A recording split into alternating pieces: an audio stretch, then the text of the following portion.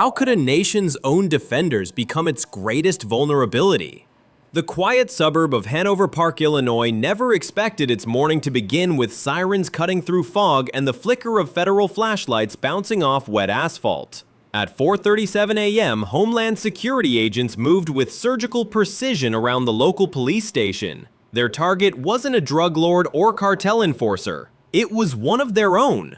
Officer Radule Bojovic, a rookie patrolman still half-dressed in uniform, was handcuffed under the same fluorescent lights where he had once sworn to protect the law. By sunrise, the scene had already become a symbol, one that pierced through the heart of America's immigration debate. Bojovic, a Montenegrin national, had served as a sworn Illinois officer for months. His badge shone like any other, his salary exceeded $200,000, and his service weapon was legally issued. Yet, according to federal records, he was an illegal immigrant who had overstayed his visa for nearly a decade. It wasn't just an arrest, it was an alarm bell. Officials called it part of Operation Midway Blitz, a federal sweep targeting what Washington described as sanctuary corruption, cities and states defying federal immigration laws. Under President Donald Trump's renewed domestic security doctrine, this operation marked the latest test of his promise to restore American sovereignty, badge by badge. Reuters and BBC report that the arrest triggered political aftershocks within hours. Illinois Governor J.B. Pritzker denounced the raid as an unconstitutional invasion and accused the administration of weaponizing federal power against political opponents.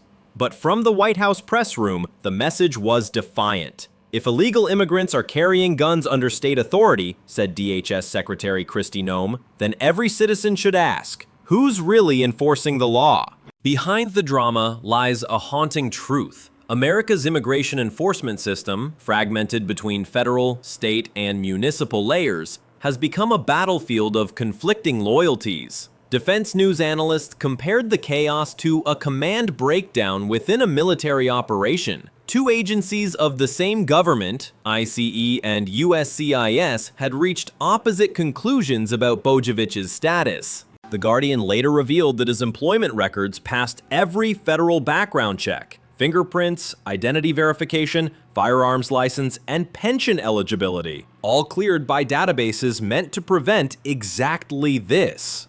How could such an oversight happen in a country that prides itself on intelligence precision? The parallels stretch far beyond Illinois. In Ukraine, officials wrestle with infiltrators wearing friendly uniforms. In Israel, internal threats test loyalty amid external war. In the South China Sea, the United States faces nations challenging its laws, testing its resolve. Each case different in geography but united in theme. What happens when the line between ally and adversary blurs? For the citizens of Hanover Park, the spectacle was surreal. A police officer, once trusted to protect their homes, now stood accused of violating the very borders he once patrolled. Parents held their children closer as news trucks crowded Main Street. For some, it was justice finally done. For others, it was an act of political vengeance. And as dawn broke over Illinois, a question lingered, like the fading wail of sirens. If even the badge can be deceived, what truth remains to defend?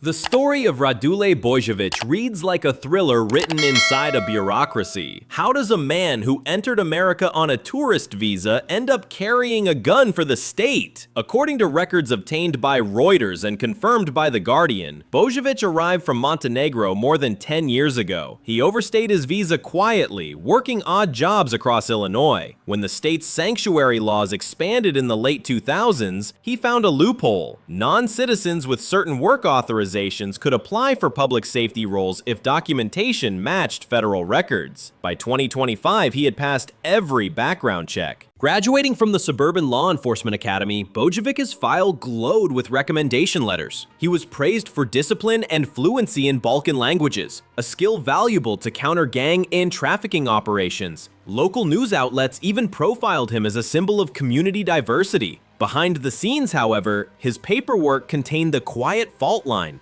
a mismatched visa code buried under layers of outdated federal entries.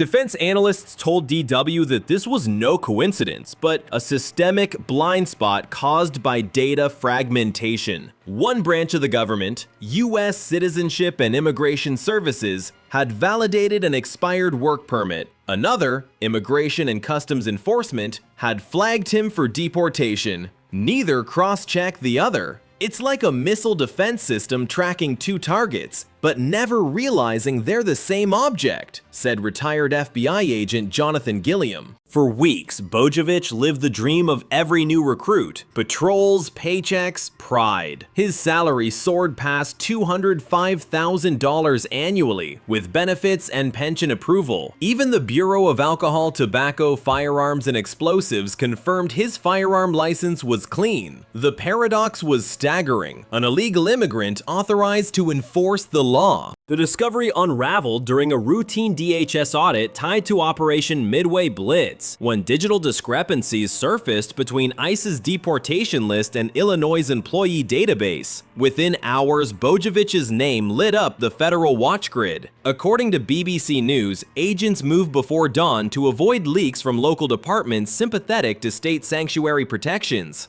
Beyond the immediate shock, his arrest ignited a larger debate over the erosion of trust within America's law enforcement hierarchy. If our verification systems can't distinguish a citizen from an overstay, how can we safeguard classified operations?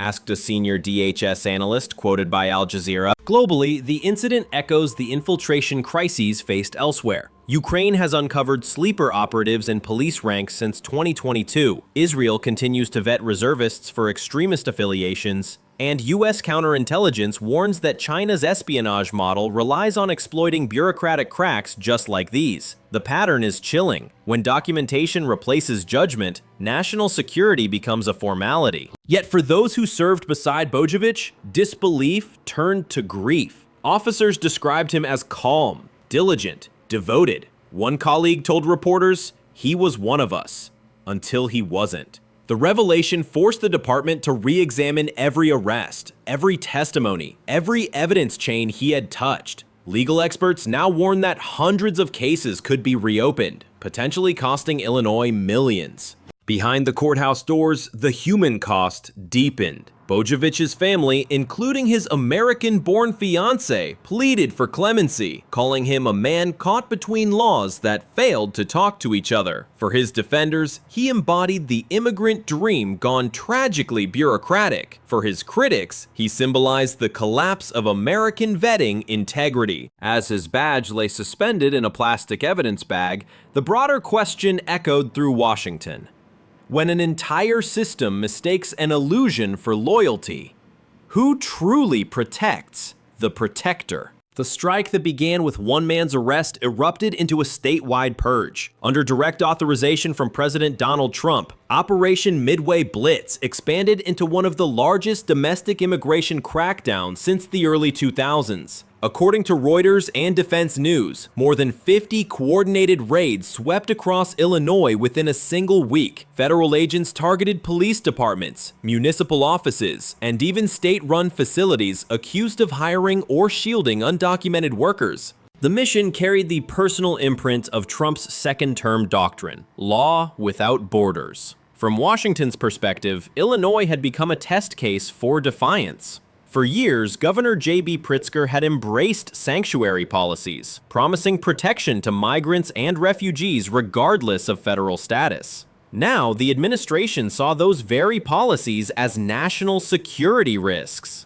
Every fraudulent ID, every unverified officer, every illegal firearm license is a breach in the Homeland Wall, said DHS Secretary Kristi Noem during a press briefing. Her words broadcast live across major networks. The operation's logistics rivaled a military campaign. According to Jane's Defense Weekly, DHS mobilized joint task forces with ICE, the FBI, and the U.S. Marshals Service. Tactical teams used encrypted coordination channels, facial recognition software, and real-time drone surveillance to track suspects across Chicago's suburban corridors. A classified Defense News report described the raids as precision law enforcement, mirroring counterinsurgency models used overseas. Public reaction was immediate and explosive. Protests erupted from Peoria to Springfield, with crowds carrying signs reading, "No ICE in Illinois," and "Trump's police state stops here." Tear gas drifted across Chicago's Millennium Park as federal riot units moved in to secure federal buildings. In contrast, rallies supporting the president's order filled downtown plazas in conservative districts, waving American flags and chanting, "One law, one nation." To Trump's base, Operation Midway Blitz was not an invasion, but a restoration. "Sanctuary states have turned safety into chaos," he declared from the Oval Office. "America will no longer apologize for enforcing its laws." BBC News reported that the statement was met with thunderous applause in Congress, while critics called it a declaration of domestic war. Beyond politics, the strategy carried international symbolism. Trump's reassertion of federal dominance mirrored the way nations worldwide were tightening internal control. In Europe, Germany and France expanded digital border programs to monitor foreign-born officers within their security forces. In Israel, counter-terror agencies began re-vetting municipal recruits after infiltration by Iranian-backed operatives. And in Ukraine, amid the ongoing conflict, loyalty tests intensified for any soldier with dual nationality. Analysts from DW noted that Operation Midway Blitz signaled a broader global trend, the return of state-centric power. The Trump administration sees internal order as the foundation of global credibility, wrote security commentator Hans Becker. If America cannot police itself, how can it project deterrence abroad?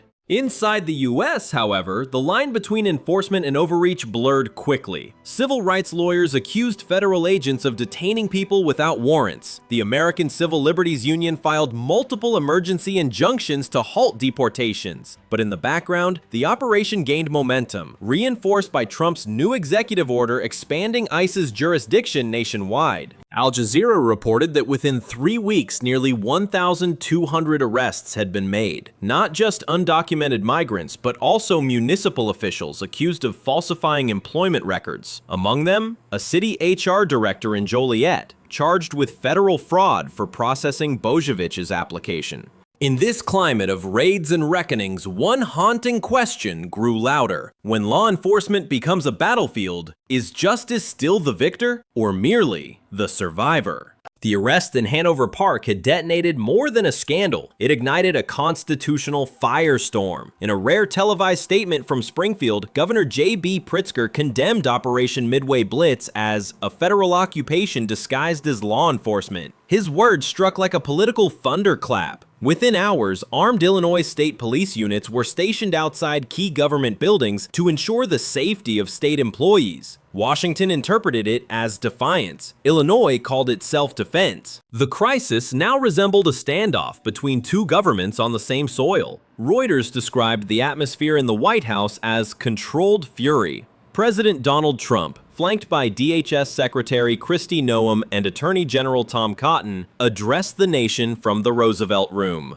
"Illinois has crossed the line," Trump declared. "No state will nullify the federal law. No governor will decide who enforces justice." The showdown wasn't just political, it was ideological. To Trump, sanctuary policies undermine sovereignty. To Pritzker, federal raids eroded democracy. What we're witnessing, BBC News noted, is the resurrection of a 19th century debate, state rights versus federal supremacy, reborn in the 21st century under the shadow of immigration. The operation's ripple effects reached every corner of America's institutions. City councils froze cooperation with federal agents. Judges faced conflicting court orders, some enforcing deportation, others halting it. Even law enforcement unions split in two, one side pledging loyalty to federal command, the other accusing Washington of militarizing municipal policing. Inside Illinois, tension turned tangible.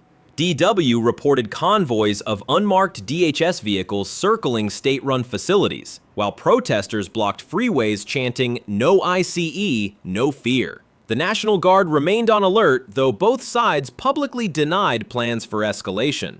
Internationally, the confrontation drew sharp attention. The Guardian described it as America's domestic Cold War, a test of Trump's doctrine that order at home is inseparable from power abroad. Defense analysts drew parallels with global fault lines. In Ukraine, central authority clashes with regional commanders over martial law zones. In Israel, federal intelligence agencies override local police to hunt Iranian agents. In China, the Communist Party's control over provincial governments ensures total obedience, a model Trump's critics fear he admires but his supporters call effective. Yet, even among US allies, reactions diverged. European diplomats privately warned of creeping authoritarian optics, while Defense News quoted Pentagon insiders insisting that civil order is a prerequisite for deterrence against adversaries. In their view, restoring credibility at home strengthened America's posture against rivals like Russia and China.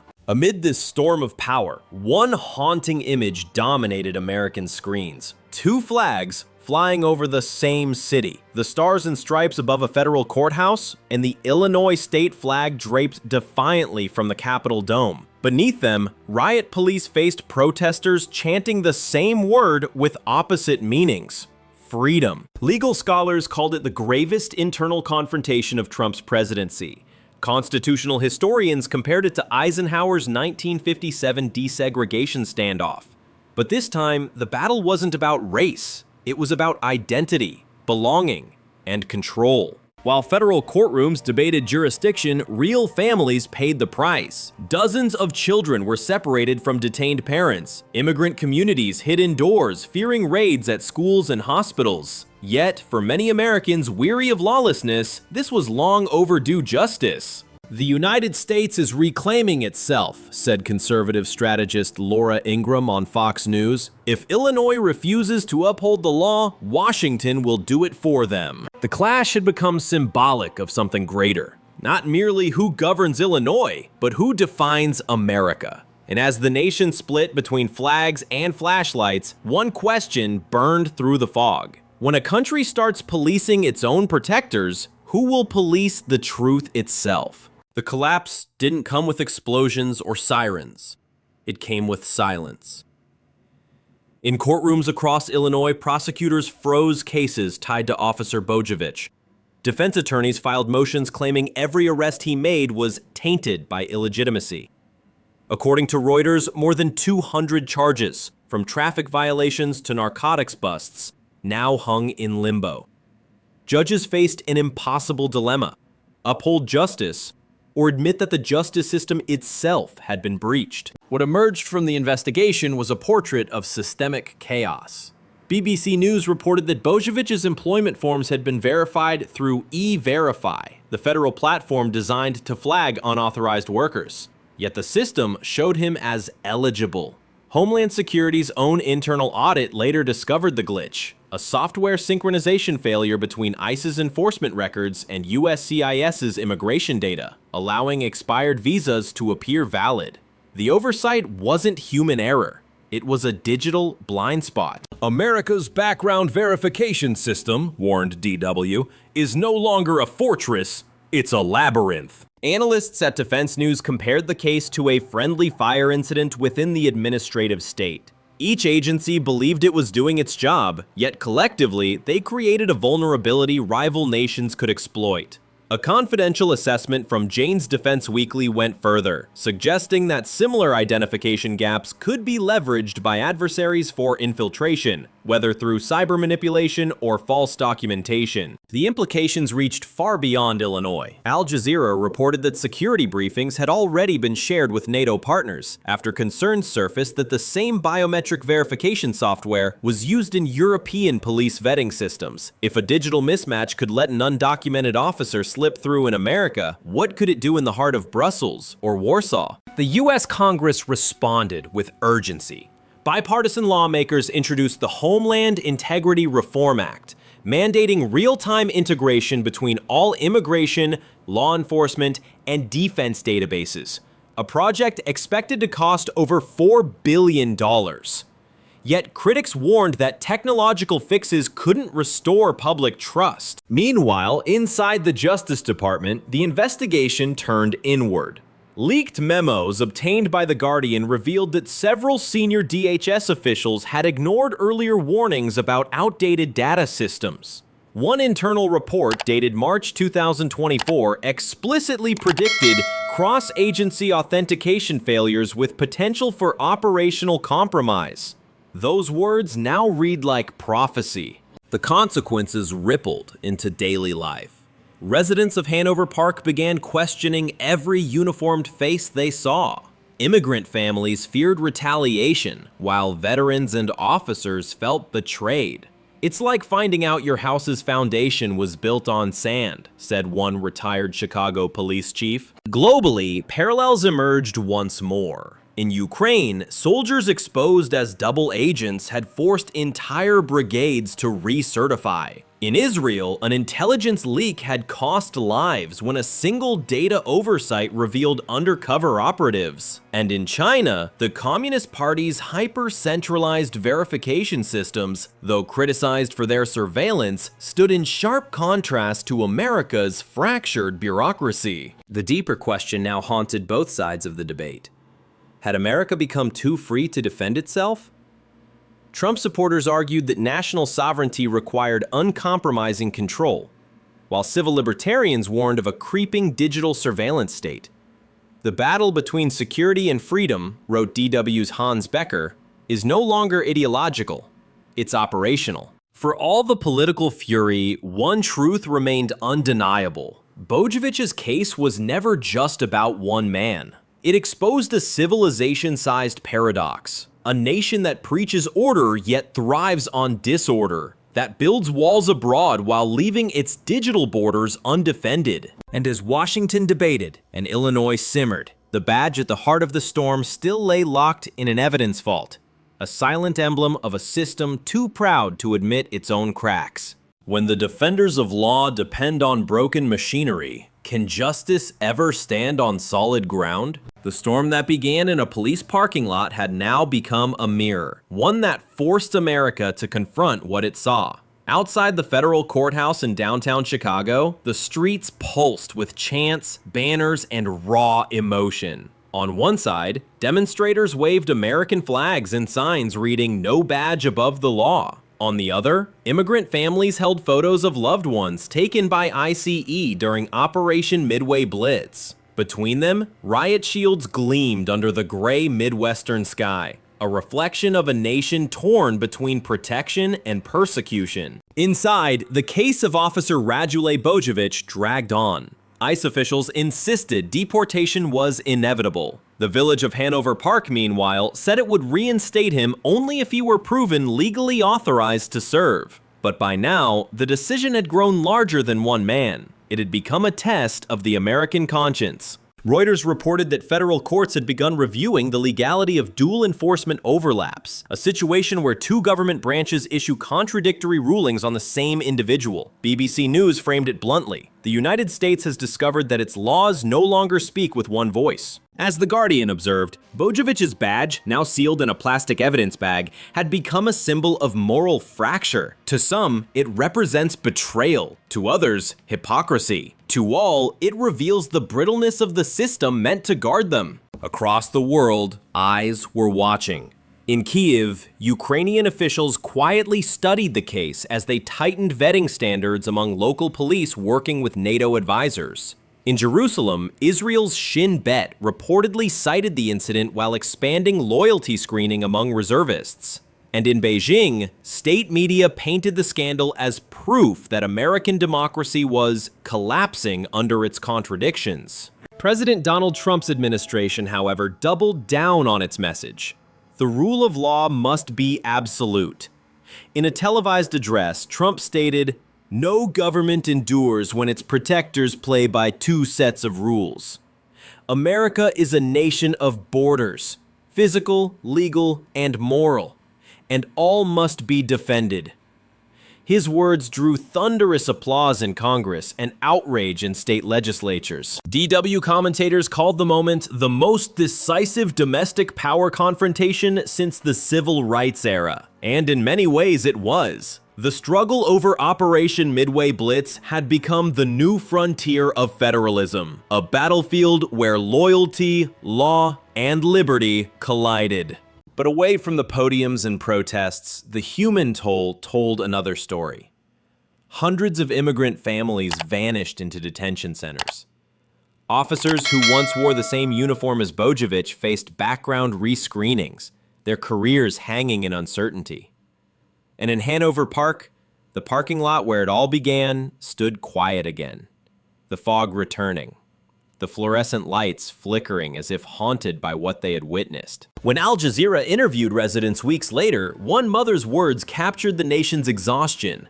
"We wanted safety, not fear, but now I don't know which is which." In the end, perhaps that is the heart of the crisis, the blurring of safety and control, compassion and enforcement, freedom and order. The story of a single officer revealed that America's greatest challenge might not lie beyond its borders, but within them. The endless struggle to balance justice with humanity. As dawn once again breaks over Illinois, the empty locker at Hanover Park Police Station remains untouched. His name, still scrawled across the metal in black marker, waits for an answer that may never come. And for a nation watching itself unravel between law and mercy, one question still lingers like a siren fading into the mist.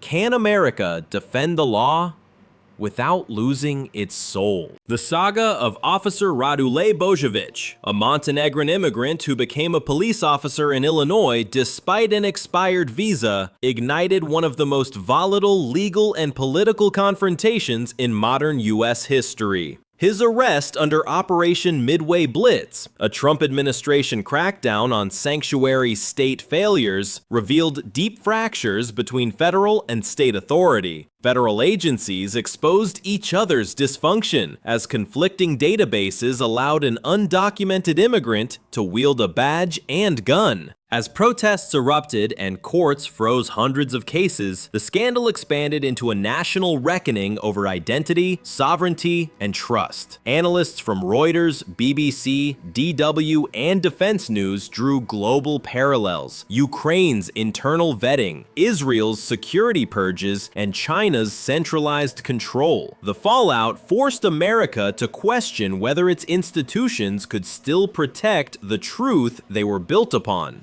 In the end, Bojovic's empty locker stood as a metaphor for a divided nation, one still searching for balance between justice and compassion, security